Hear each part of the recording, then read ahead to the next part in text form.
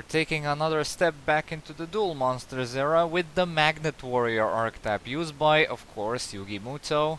And yeah, these are another bunch of cards that suddenly needed to be turned into an archetype by Konami, so let's see if they're worth it or not. As we'll take a look at their first three monsters, the level 4 vanillas, Alpha, Beta, and Gamma the Magnet Warrior. These three monsters were basically monsters that served their purpose 20 years ago, but nowadays they still do have a purpose, but uh, they're pretty much outclassed by other generic normal monster beatsticks, even though they were outclassed by Gemini Elf, even during their time period. So yeah. But their flavor text says that Alpha, Beta, and Gamma meld as one to form a powerful monster. We'll get to that quite soon, but first we gotta take a look at their retrains. They're level 3 retrains nonetheless, first of which we have Alpha the Electromagnet Warrior. And during your opponent's turn, you contribute discard, special summon one level 4 Magnet Warrior monster from your deck, and this is a quick effect. Okay, so I read the second effect first because it's shared among all of the retrained Electromagnet Warriors. And Alpha's unique effect is that if it is normal or special summon, you can add a level 8 Magna Warrior monster from your deck to your hand, and you can only use this effect once per turn. So essentially, in a build focusing on their fusion monster or the Dark Gaia Evil Hero fusion, this is essentially a 3-off along with fusion conscription. But in any other build, it's a bit lower than that because the level 8s are not the optimal thing to run, the most optimal thing to run in those builds. So yeah, you basically run this in the ratios of this of what you run is according to the build you're aiming for. Next up we have Beta the Electromagnet Warrior, and his unique effect is that if it is normal or special summon, you can add a level 4 or lower Magnet Warrior monster from your deck to your hand. Of course, this only works once per turn, and you cannot add another copy of this guy to your hand. Essentially, in any build, this guy is a 3-off, so there's not much we can discuss here. And next up also we have Gamma the Electromagnet Warrior, and his unique effect is if it is normal or special summon, you can special summon a level 4 or lower Magnet Warrior monster from your hand, except itself, and it also works once per turn. Again, this is another card which you vary up the ratios of if you for whatever build you're going for. And yeah, combine with double summon, Ties of the Brethren, and of course transmodify if you want to get the vanillas out a bit sooner for whatever reason. If you want to focus on their original boss monster, well, on the level 8 monsters. Yeah, these can basically serve as a decent purpose for bringing out some rank 3 Xyz monsters as well, such as Dante, Gorgonic Guardian, Giant Soldier of Steel is also something they have access to. They also have access to Block Dragon, well, bit right now, not because it's banned, so not currently at the moment, but who knows, maybe in the future when you watch this video, Block Dragon might be unbanned. So yeah, it's a bit of a shame because this archetype also lacks some protection, so Block Dragon is highly appreciated here. So anyway, they also have access to Giant Sentry Soldier of Stone for some recovery options. So yeah, this trio of level 3 monsters is perfectly understandable why they were made into level 3, mainly because of Gorgonic Guardian, and maybe some actual genius thought that Transmodify would be an actual solid tech choice in the Magnet Warrior builds, but essentially it's not the most optimal thing once again. So yeah, And the last non-tribute monster is Delta the Magnet Warrior, which is an evolved continuation of the original lineup. It's like I said, a level 4, and when it's normal or special summon, you can send a level 4 or lower Magnet Warrior monster from your deck to the graveyard. And if this card is sent to the graveyard, you can banish 3 level 4 or lower Magnet Warrior monsters from your graveyard, except Delta, and special summon a Valkyrie on the Magna Warrior from your hand or deck, ignoring its summoning conditions, and you can only use its effect of Delta once per turn. Okay, so this one is not something that is basically a staple, because some of the competitive builds really don't care about this guy for what I imagine to be an obvious reason. First of all, its normal special summon effect is actually quite decent for setting up the graveyard for your future plays, but the second effect requires a bit too much setup, but you can easily circumvent this with stuff like excessive running of Foolish Burial, or even the Miracle Rupture for the friggin' fossil support card actually supports supports this thing even further. So essentially, you play Foolish Burial, Miracle Rupture for extra draw power, and then you summon this, and then the graveyard is already set up for this thing's plays in the future. So yeah, this is a nice card to consider if you really like the boss monster it floats into, that being Valkyrie the Magna Warrior. This is a level 8 rock with 3500 attack and 3850 defense for that Evil Sworn experience, of course. And this one cannot be normal summoned or set, and must first be special summoned from your hand by tributing an Alpha, Beta, or and Gamma the Magnet Warrior from your hand and or field. And its other effect is that you can tribute this card to target all of the above monsters and special summon them from the graveyard, of course. And again, this was basically not anything too special, since again the only thing you get is a solid beat stick, which was the only relevant monster it can beat over at the time was Blue Eyes White Dragon, which was again not the most optimal thing to run back in the day. So essentially it offered a 1000 damage against Summon Skull beatdowns, because that was the most relevant beatdown deck at the time. So yeah. Again, it also offered some free tribute materials for those Monarch players, but then again, Monarchs themselves also offered some of their other better tribute engines for this card. So essentially, this thing saw some niche gimmicky play, if anything, back in its early days. And the only relevant thing to add about this guy is that it's the biggest target for Dark Gaia turbo builds, since he can essentially give him 3500 attack, combined with whatever fiend that you might be using for the material. The most relevant option here is Dystopia the Despondent, so Dark Gaia will essentially hit the field with 8500 points worth of damage output. So yeah, essentially you use this guy as fusion material, either for the Dark Gaia option or the archetypal fusion monster, which we'll get to in a minute. But first we gotta take a look at Berserker, the Electro Magna Warrior, which is the exact same thing as Valkyrie, but it works for Electromagnetic Warrior lineups, the same summoning condition, and it also actually works from the graveyard as well. So yeah, you can also banish one level 4 or lower Magnet Warrior monster from your graveyard, then target one card your opponent controls, destroy it. If this card is destroyed by battle, or if this card in its owner's possession is destroyed by an opponent's card effect, you can target one each of your banished Alpha, Beta, and Gamma of the Electromagnet Warriors and special summon them.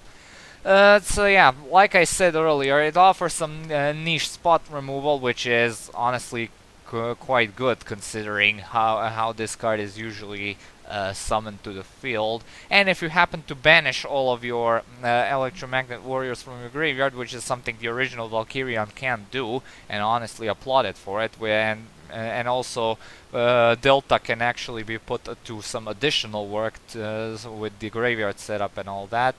And you get a monster which is, again, smaller than Valkyrian, but makes up for it with a decent array of effects due to well, what effort you need to actually summon him.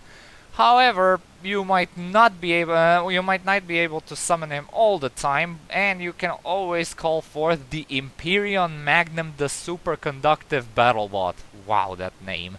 Anyway, this is a level 10 fusion monster of Valkyrie on the Magnet Warrior and Berserker on the Electromagnet Warrior. Has 4000 attack and defense, and must be fusion summoned with the above fusion materials and cannot be special summoned by other ways. And once per turn during either player's turn, when your opponent activates a spell or trap card or a monster effect, you can negate the activation, and if you do, destroy that card. If this face-up card in its owner's possession, in its owner's control, leaves the field because of an opponent's card effect, you can special summon one Valkyrie on the Magna Warrior and one Berserker on the Electromagnet Warrior from your hand and or deck, ignoring their summoning conditions. Okay, there's quite a lot to take in here. First of all, it's a Quasar level negator that requires 2 main deck pieces as its fusion material, meaning Predaplant Verte Anaconda is an absolute staple in the deck due to the fact that you can basically just spew this thing out whenever necessary. Fusion, Conscription, and Alpha the Electromagna Warrior are basically 3 of staples in the deck.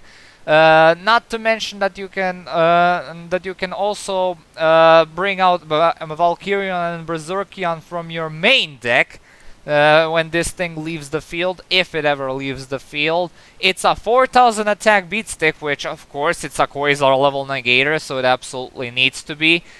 And yeah, this is pretty much fantastic. It's got it all. It's the prime boss monster of the Magnet Warrior archetype, and this monster basically needed to be this good because, well, the Magnet Warriors by themselves are part of an underrepresented monster type, and their own playstyle is a bit finicky, and the only source it's the only source of protection other than Block Dragon, which is currently banned.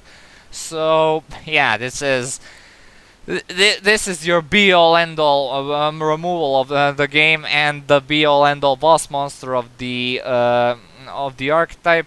But be sure to stack him up with some other protection other than itself. For example, some tribute prevention, since he's very prone to removal by kaiju means, and if he actually uses up his effect, he's basically a very frail sitting duck. So be sure you have some suppository protection on the side to protect this guy, because this thing is truly a masterpiece of a design. So yeah. Anyway, there are always builds which does not focus on this guy. So yeah, and if you're actually running this in your as a build, as a competitive build, be sure to stock up on some protection, fusion conscriptions, and Alpha the Magnet Warriors. So yeah. Anyway, now we move on to their spell and trap support, first of which we have their field spell, Magnetic Field. If you control a level 4 or lower Earth rock type monsters, you can target one level 4 or lower Magnet Warrior monster in your graveyard and special summon it. You can only use this effect once per turn, and once per turn at the end of the damage step. When an Earth rock type monster you control is battled an opponent's monster, but the opponent's monster was not destroyed by that battle, you can return that monster to the hand. Okay, so this thing does work on other Earth rock type monsters, which I'll give it credit to, but the rest of the effect is not that great. And the first effect is probably the best thing about the card, but it has the chance to do absolutely nothing if your graveyard setup is not sufficient enough, or you absolutely do not have anything to bring out. And second of all, the freaking battle effect is the most underwhelming shit I've ever seen on a card. This thing is something I would put on a monster, maybe, emphasis on maybe. This kind of effect does not have any place to be on a field spell whatsoever. I would have given it credit if it had the effect if you control a Earth rock type monster. on the field, you can bounce back a card your opponent controls, any card, not just monster, then I would have called it an actually good effect. But as it is right now, this is barely above a monster effect from like 2007 or 8. So yeah, not that recommended for the second effect. While the first effect is okay-ish, maybe. Next up we have Magnet Reverse, which is their final spell card, and it's a quick play that allows you to target one of your machine or rock type monsters that is banished or is in your graveyard that cannot be normal summoned or set, and special summon it. Honestly, I find this a bit weird because it also works on machine monsters, of which the archetype has none of the machines. But essentially, it also works on rock monsters, which incentivizes you to run Valkyrie and Berserker as ammo for trade, and since you can basically send them to the graveyard and then use this in order to basically get them onto the field after you've used them up for some draw power. So yeah, this is a nifty card to consider running. So yeah, you can also retrieve the beaters after they've been destroyed by other means. And I'm not sure if this also works on Imperium. I'm not sure if this actually works on Imperium, but if it actually does, then even more reason to consider running it, because a card like this that can summon a Quasar level negator is always nice to have. And their final card is the normal trap, Magnet Conversion. Target up to 3 level 4 or lower Magnet Warrior monsters in your graveyard, add them to your hand. During either player's turn, and except the turn this card was sent to the graveyard, you can banish this card from your graveyard and target one of your banished level 4 or lower Magnet Warrior monsters, special summon it. Okay, this ain't no Fortune Lady Rewind that I ever saw. Anyway, this actually does work fairly well, but it's outclassed by several other cards which actually do the exact same thing but better. Well, the graveyard effect is essentially outclassed by Release from Stone, which is again a fossil support card. Now that the fossil archetype is a fully fledged archetype. The first effect is essentially outclassed by Burial from a different dimension. Yeah, you're sure you can add them to your hand. You can run this if you want materials for the original Valkyrian, which is again not the prime thing to run, and summon the classic way. If you're into the competitive scene, you're better off just running him as a material for Imperium. And yeah, well, the Burial from a different dimension actually sets them back into the graveyard so they can be banished again for like a Berserkian play, or if you need for some additional ammo for Delta. So yeah, if you actually run this, it's probably not more than one. So yeah, that's about it. You're better off running like, I don't know, Release from Stone, Burial from a different dimension. You can also run Pot of Acquisitiveness for some draw power. DDR also works fairly well instead of this. So yeah, if you run this, like I said, it's not more than one. And now it's time for the magnetic grades. In terms of consistency, well, they're not getting that far in terms of generic consistency because they are rock type monsters, and those don't have much generic support available to them, but their internal consistency makes me give them a solid 2 out of 3 just because of the existence of the electromagnetic warrior lineup. Fusion Conscription can search out their boss monsters. Alpha searches out the boss monsters, which is needed for their for the fusion monster, which is the best monster in the archetype. So yeah, I'll give it a solid 2 out of 3. Their power exists in the form of their main deck beatsticks and their fusion monster, and those are not the most optimal things to build. Well, the main deck pieces are not summoned all that often to be considered any viable threats, and the fusion monster only is ran preferably depending on the build, of course. And the fusion monster, of course, cannot. Is not always ran, is what I meant to say. So yeah, potential is certainly there, so I'll give him a 2 out of 3 there as well. Comeback ability is something they could have had, honestly. Well, the Imperium floats into his pieces upon uh, being being destroyed and leaving the field.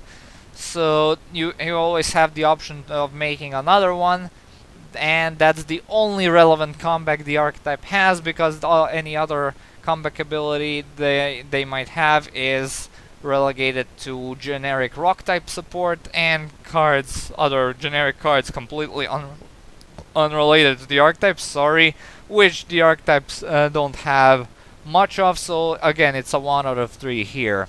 Anyway, in terms of protection, the only source of protection they have is in form of Imperium, which is again not summoned all that often, and Block Dragon, which is currently banned, so again it's a 1 out of 3. In terms of versatility, I will actually give them a solid 3 out of 3 because of the existence of Gorgonic Guardian, Giant Soldier of Steel, and also they have access to Dante, which can actually set up their graveyard, and yeah, it's actually somewhat specific, but those specifics are actually some of the better cards in the game, so yeah, and since they have access to Giant Soldier of Steel, they can actually shut down Trickstars, which is always a plus in my book, so yeah. Or a mediocre archetype like this for shutting down a meta-relevant archetype, it's always a nice thing to have in an archetype.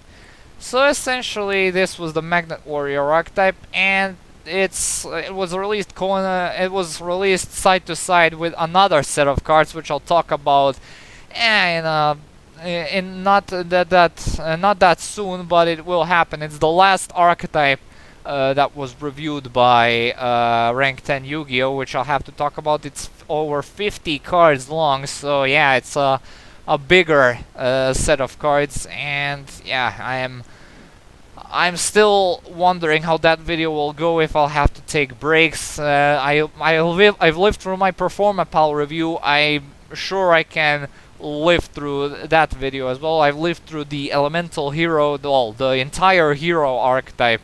I've lived through that entire review, so I'll live somehow.